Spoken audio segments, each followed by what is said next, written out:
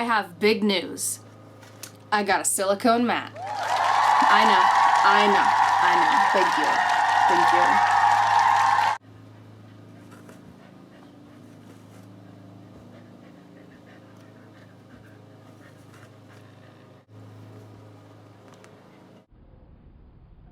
Dot, no.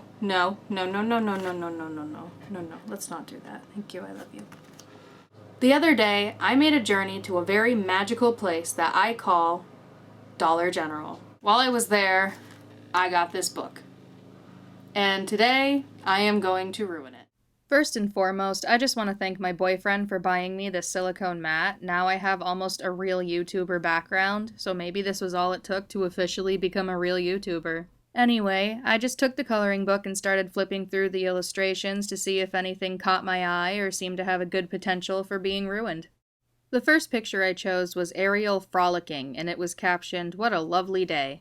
This one did not turn out great, spoiler alert. And as we all know, coloring books usually have pretty cheap paper in them, so no matter what utensil you use, it's always going to damage the paper in one way or another. Initially, I wanted to avoid using my alcohol markers because I thought that they would bleed through the pages severely. So that's why Ariel has this very awkward brownish pink skin tone, because I had to use my cheap markers because I, for whatever reason, was convinced that the coloring book wasn't so cheap that even regular coloring markers wouldn't ruin it. And this was the best skin tone I had in cheap marker form.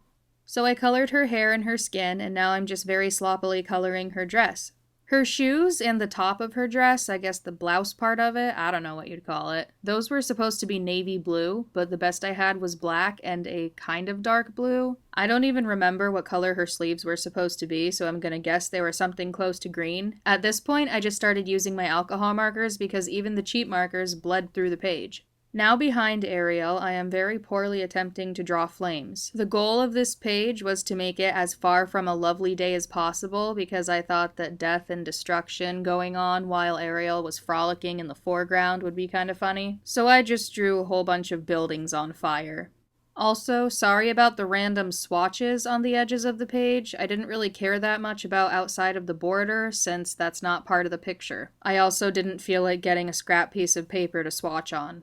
As I'm sure I've made clear by now, I can't draw, so please forgive my horrible flames and buildings, and this horrible attempt at making smoke that I am now doing. When I had enough flames and I realized the smoke was just looking horrible and there was no fixing it, I decided to add in some alien spaceships, because it already looks like the end of the world, so why not make it fun? I'm also drawing in this car tire to imply that a car was destroyed somewhere, because in cartoons, sometimes when there's a crash, a random tire will just roll in the background. And I just didn't feel like trying to draw a car, because that's really complicated. I thought the bottom of the page was looking a little empty, so I decided to have Ariel stepping in gum and about to be stepping in dog poo.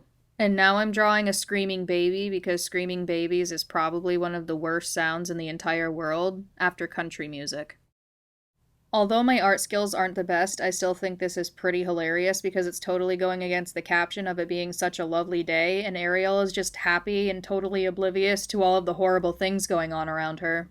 And as I said before, the markers did bleed through really badly. Sorry, Beast. The next picture I ruined also coincidentally happened to be Ariel again, but the pose and the caption gave me a genius idea I just couldn't pass up. Once again, I'm just starting off by coloring in her clothing, her skin, her accessories, her hair, all that good stuff. Once I was finished with Ariel, I took some drawing paper and a pencil, and I began to try and draw a rough sketch of Ursula's face. Or at least I think her name is Ursula. Yeah, it's Ursula. I'm gonna be honest, I was never really into the whole Disney princess thing as a kid. I didn't really care for Disney movies in general, or at least not the older princess movies. I did and still do love Mulan though, but Mulan is not a princess and I will fight you on that. She is a warrior and that is way cooler than a princess in my opinion. Plus, that movie has like the best soundtrack ever. I'm talking about the animated one, by the way. I did not like the live action one. Anyway, I'm just trying to sketch out Ursula's face. I had to try a few times to get it the right size since I was going to be cutting this out and gluing it onto the coloring page. Once it was about as good as it was gonna get, I just outlined it with some black marker and colored it in, and then I cut it out. Once I had it cut out, I just put some glue on it and tried to find the best placement I could in the coloring page for it. I wanted it to look like Ariel was kicking her head like a soccer ball. I colored in this puddle black because it was supposed to be kind of like Ursula's blood since her head's right there, but then I thought maybe Ursula doesn't bleed since she's a squid or an octopus or whatever, and they're rumored to make ink. Now, before I get all the lectures on violence and how this isn't appropriate, I always mark my videos as not for kids, for starters, but also, calm yourself down. Ursula is not dead, she's just missing her head. She's on a long venture to find it, and I wish her the best. Also, Ursula was so mean to Ariel, so this is just Ariel getting her payback.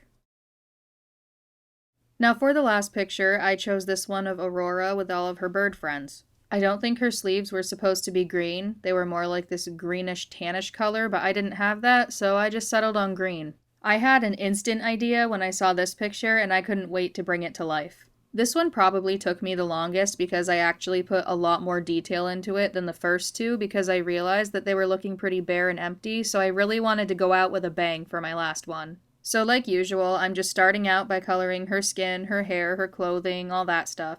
Once she was done, I colored in her bird friends. I had to use reference pictures for most of these because, again, I never really watched Disney princess movies, so I have no idea what color her bird friends were or her casual outfit was, so I just did my best. Once the characters were all colored in, I started drawing in background details. I wanted it to look like she was in a kitchen.